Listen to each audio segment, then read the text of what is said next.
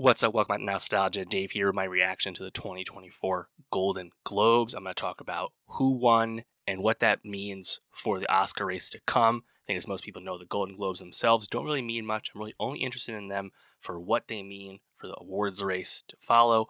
Also, given the fact that the Emmys were delayed and coming out next week, I'll talk about the Golden Globe TV wins as well and how they might be instructive of the Emmys coming next week.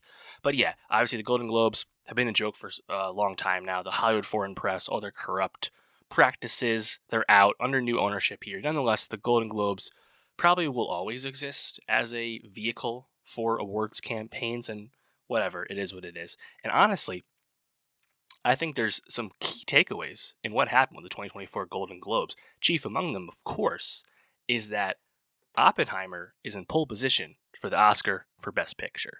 That is abundantly clear after what happened with the Golden Globes. Christopher Nolan wins for Best Director. Oppenheimer wins Best Motion Picture Drama. Cillian Murphy wins Best Actor Drama.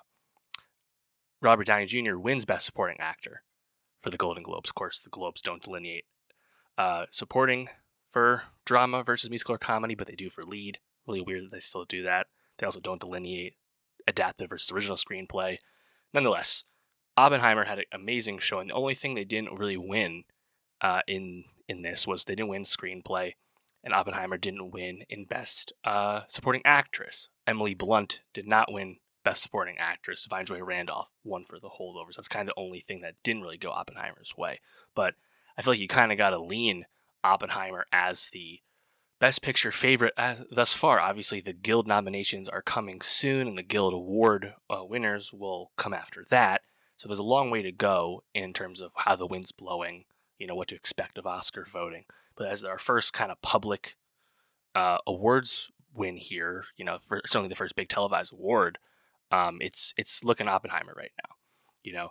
I think if you kind of look at the quirks of the Globes and how they separate musical or comedy and drama, Oppenheimer still beats Killers of the Flower Moon head to head here. It still beats Anatomy of a Fall and The Zone of Interest and Maestro, all movies that are probably getting nominated for Best Picture. Over in musical or comedy, Poor Things wins, beating May December, The Holdovers, Barbie, American Fiction, and also Air.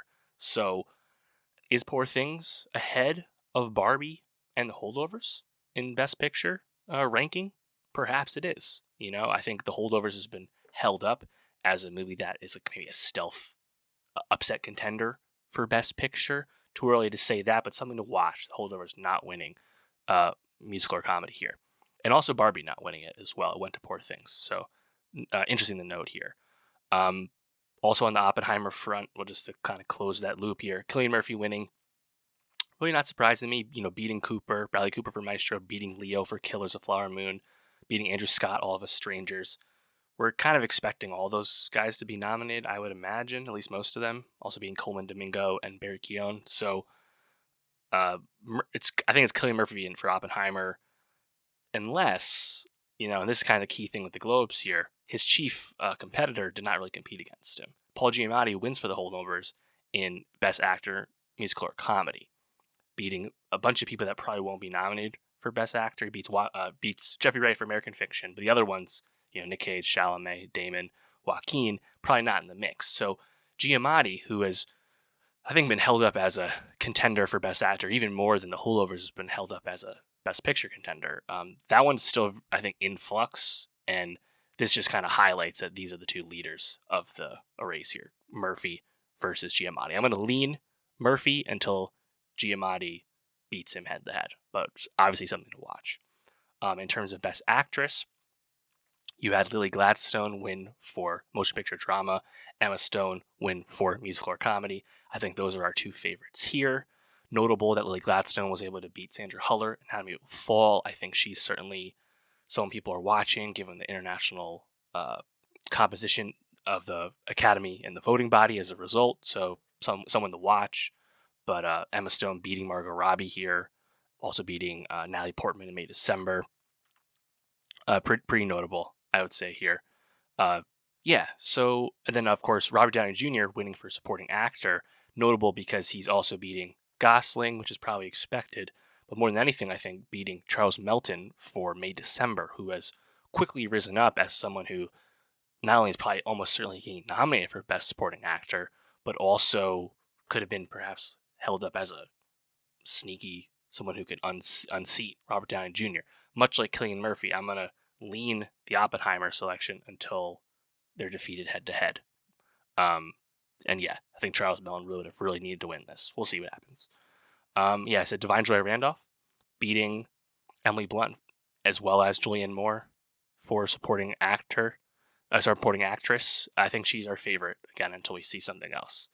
And yeah, Nolan winning director, beating Martin Scorsese, beating Gerwig, beating Cooper, beating Lanthimos. Again, like until we see something else, I think you gotta lean Nolan. And honestly, the narrative is strongest for Nolan to win. He's never won before. It's an amazing movie to win for. He's certainly deserving as a master filmmaker. I think you circle the wagons on this one. I think can you rule out Scorsese getting his second? No, you can't. But I'm leaning Nolan and Oppenheimer in general here. On the animated side of things, I think notably you had Studio Ghibli's The Boy and the Heron winning, beating Spider-Man Across the Spider-Verse. And that's notable. That's what I want to see happen. By the way, Spider-Verse won for the first movie to probably win again when Spider-Verse 3 comes out. Let's get Hayao Miyazaki's probably final movie. Let's get that dub here. So I'm happy about that one. Screenplay.